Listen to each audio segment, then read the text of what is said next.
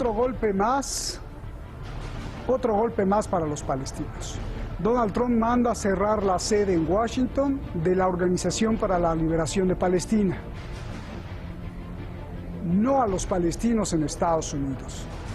Le cierran el contacto formal que tenían. Este es un golpe bajo de una larga cadena que al parecer viene preparando el yerno de Donald Trump bajo el disfraz de acuerdo de paz.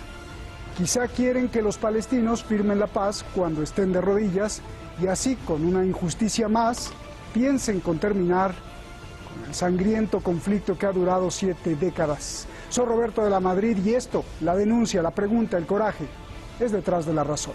Comenzamos.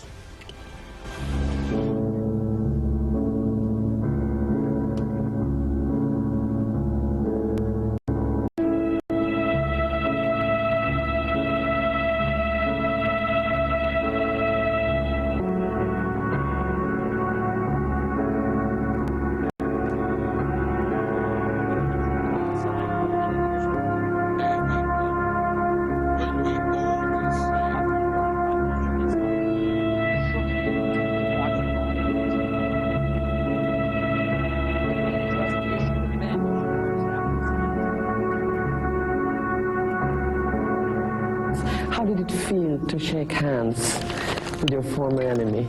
I went there to make an agreement with my enemy. With the enemies we make agreements. With whom I have to make peace? With my friends? No, with my enemies.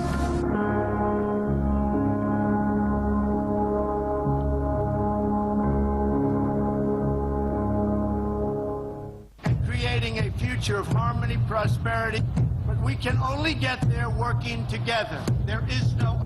Well, they're trying to get an agreement that's being forced down Israel's throat. Now, Israel has been hurt enough by our president.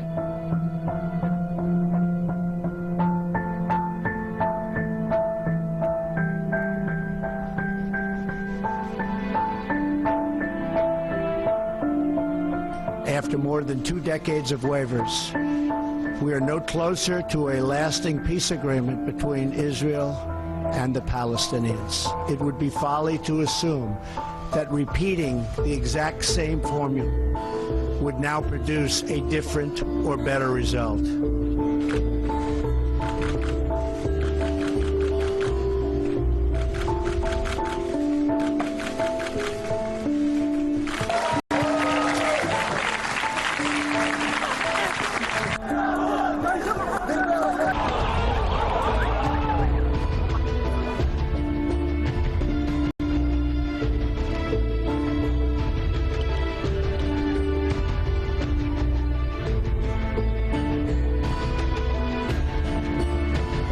Them hundreds of millions of dollars in aid and support, tremendous numbers.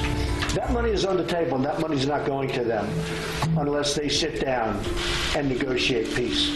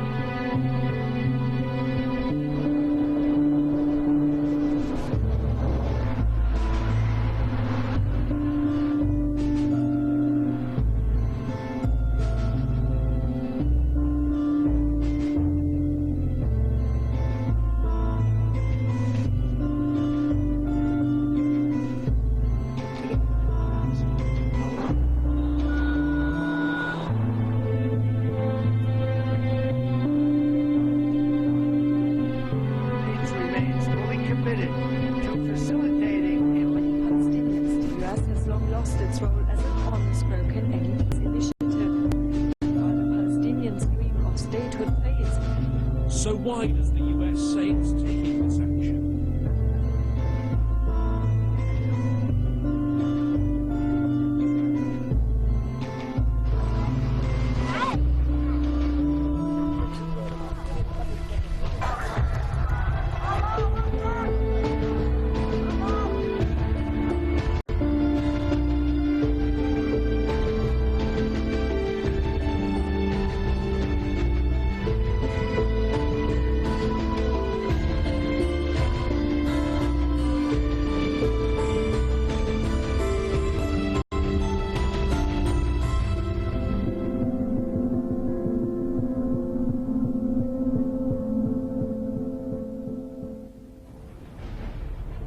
Daniel, quiero empezar contigo. La primera pregunta, ¿cerrarles la oficina en Washington es otro castigo contra los palestinos? Sí, es un castigo dentro de la larga lista de castigos a la que va a someter Estados Unidos a Palestina. Por cierto, buenas tardes y gracias por la invitación. Buenas noches allá en Teherán. Gracias. La larga lista de castigos comprende todo el acuerdo del siglo. El acuerdo del siglo que iba a ser inaceptable para Palestina, un acuerdo que están tejiendo Estados Unidos, Israel y las monarquías del Golfo Pérsico. Es la rendición de Palestina y dado que Palestina no lo iba a aceptar, va a ser simplemente ejecutarlo unilateralmente por parte de Estados Unidos. El castigo a la UNRWA, de recortar los fondos, el retirar la embajada, el cerrar la embajada palestina en Washington y todos los demás que vendrán. Entonces, esto forma una estrategia de intentar doblegar, como ha dicho el embajador palestino en Estados Unidos, intentar liquidar nuestros derechos, los derechos internacionales legítimos que tiene el pueblo palestino, y es lo que intenta hacer Estados Unidos con esto. A ver, Javier, ¿coincides con la perspectiva de Daniel? Javier. Hola, buenas tardes, ¿qué tal? La verdad es que discrepo de algunos de los puntos que ha planteado Daniel. Yo lo que creo es que ante lo que estamos es ante un mero toque de atención del gobierno de Washington directamente a las autoridades palestinas. No tiene sentido que haya una oficina de los palestinos en Washington si no van a negociar, si no van a sentarse a dialogar para de una vez por todas poner punto y final al problema que existe entre palestinos e israelíes en la zona. A ver, Daniel, pues ya te puso la primera carta. Bueno, el problema no es entre palestinos e israelíes, el problema es únicamente Israel. Israel es quien lleva 70 años incumpliendo sistemáticamente toda la legalidad internacional. Todas y cada una de las resoluciones del Consejo de Seguridad de la ONU o de la Asamblea General de las Naciones Unidas. El Tribunal de la Haya hace ya 13 años sentenció que debía derribar el muro del apartheid Israel y no lo ha hecho, sino que ha seguido construyendo más muro en territorio palestino. La ocupación ha continuado, la ocupación ha proseguido, por tanto, quien está fuera de la ley, quien se puede considerar un Estado forajido internacional, es Israel. Israel lo que pretende, como pretendió desde hace 70 años, es que desaparezca la población nativa como Estado colonial que es. Colonial de extranjeros que llegan a una tierra y buscan expulsar o recluir en guetos a la población nativa, con incumplimiento sistemático de la legalidad internacional. Por tanto, los palestinos no son el problema son los ocupantes, Israel, su desacatamiento de la legalidad internacional con la impunidad internacional, especialmente de Estados Unidos, y ahora con esto se ve que el gobierno de Estados Unidos y el gobierno de Israel son una misma cosa, no son dos sujetos separados. A ver, Javier. Israel debe existir. La solución al conflicto palestino-israelí debe venir por una cuestión negociada en la que se reconozcan a dos estados, y uno de esos dos estados tiene que ser Israel, que debe ser reconocido tanto por los palestinos como por todas las naciones árabes de alrededor. Oye, Javier, ¿eso lo dices como periodista o como judío? Lo digo como periodista porque no soy judío.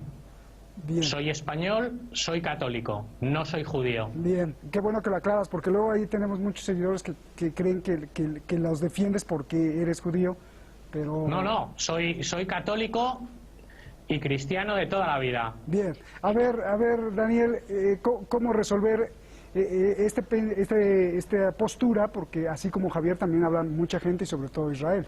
¿En qué momento Estados Unidos se desvió de su camino y por qué?